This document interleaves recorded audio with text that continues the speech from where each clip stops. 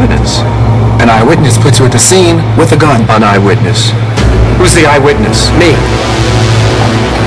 I was there when you killed my dad. The only dad I'll ever have.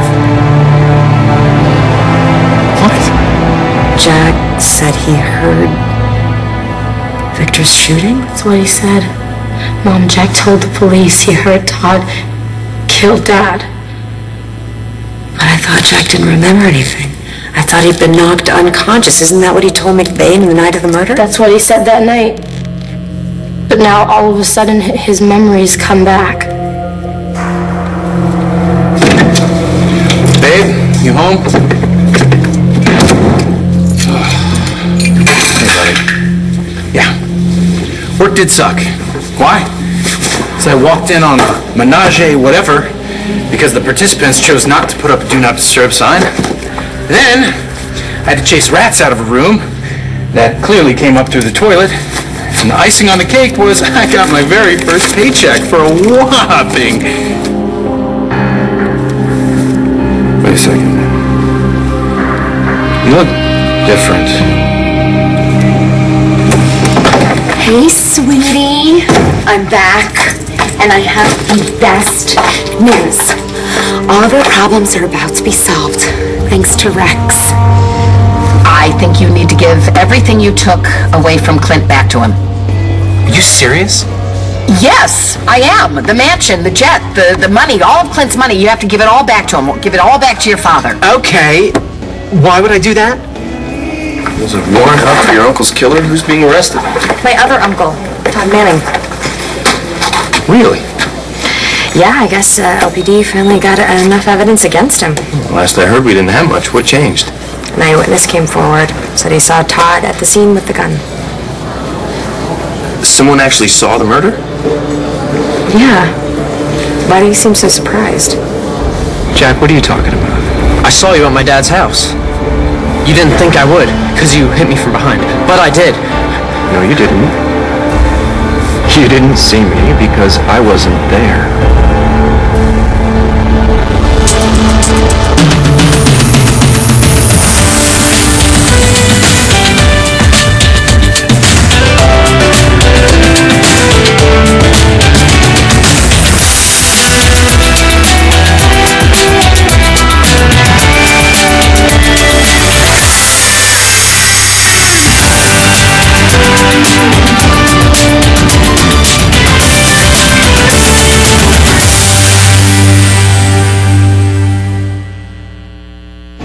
Clint's under house arrest, so he doesn't need the jet. Vicky was nice enough to take him into her place, so he doesn't need the house or the money, and I doubt BE Board of Directors would let Clint run the show while he's doing time. So why would I consider giving any of it back? And why would you ask me to? Don't go to the cops. You'll get nothing out of it. Oh, I'll get to see the look on your face. I don't have access to Rex's money. He can hand it over. He doesn't even know I'm here. He doesn't know that I think he killed Victor. Sorry, not my problem, but you better go figure it out before I raise my price. I'm doing this to help you because of Gigi. Gigi? Mm-hmm. Okay, what does she have to do with this? Rex, I've given this a lot of thought. And you said that Gigi keeps appearing to you, telling you not to give up. Yeah? Right. And then that Delphina woman told you that your father was the key to all of this, so it started to dawn on me. What did? That maybe the reason that Gigi's spirit keeps appearing to you is because your conscience is bothering you. Why? Because, Rex, you know in your heart that Gigi never would have approved of what you did to Clint. I know, you always thought Rex was some kind of god. Well, turns out Mr. Perfect isn't so perfect. Looks like someone pushed him over the edge, way over the edge. And Rex traded in his cape and tights for Nina and blew the guy away. And then somehow my brother Cutter got his hands on the murder weapon. You'll never guess where it was hiding. Remember that ratty old porcupine that Roxy kept on the front desk of her ratty old motel? The gun was hidden inside that. What's wrong with this picture? I'll tell you what's wrong with this picture. I turned you away from the bed so that you couldn't watch Aubrey and me getting it on. Now, you have a porcupine's eye view of the whole thing. Who moved you? Maid service? Not in this place. Did Aubrey move you? Probably not. Because you creep her out. That's why I put the gun back inside of the gun.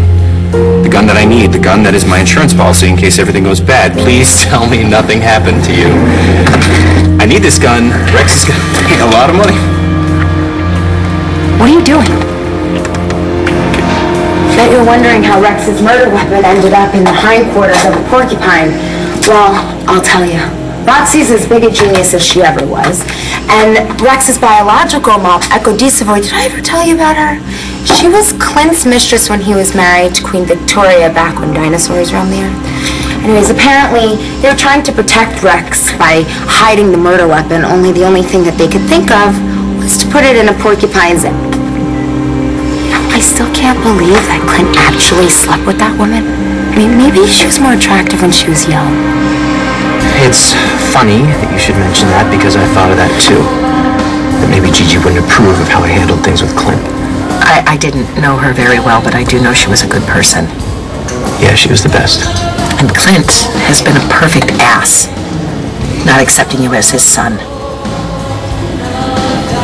Maybe Gigi didn't like the idea of you taking everything away from a dying man in exchange for her heart. Well, he deserved it.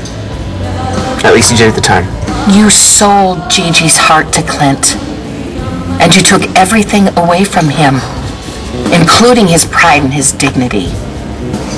And what good has it done? Made me feel good. Did it? For how long? What, a day? Maybe 2? And now you've made things worse between you and Clint, which honestly, I didn't think was even possible.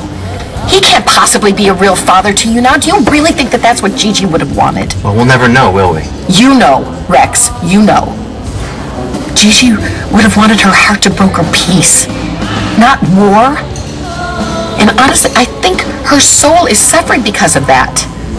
Don't you think it's possible? Maybe that if you gave everything back to Clint, that Gigi's heart could rest in peace, and then maybe you and Shane could find some peace too.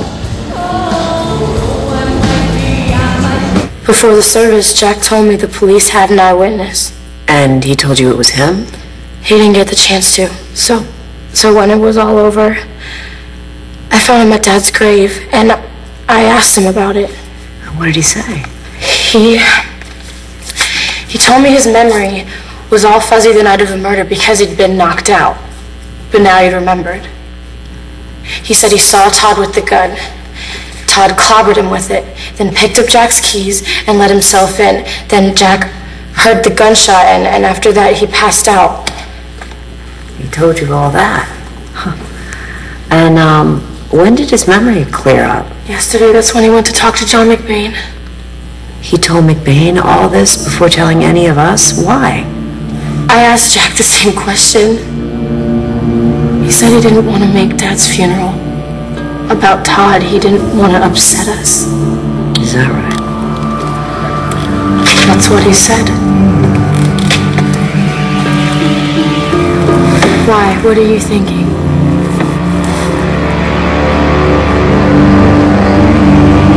Okay, Jack. Why didn't you just tell me what it is that you told the cops? I told the cops the truth. You didn't tell them the truth if you said that I was there, because the truth is, I was never there. Yes, you were there, the same way I was. Okay. Let's just start again. Jack, why don't you tell me exactly what you said to the cops? I was about to go to my dad's house to let myself in, and I took out my keys and looked up and saw you. You were holding the gun. That was right before he bashed my head in with it. Okay, go on. What happened next? So you picked up my keys and let yourself in. Then I heard my dad say, "Oh my God, what the hell are you doing?" That's when I heard the gunshot. That's when you shot him. Seriously? Oh, come on, Scarface. You know all this. What are you asking me for? You know it.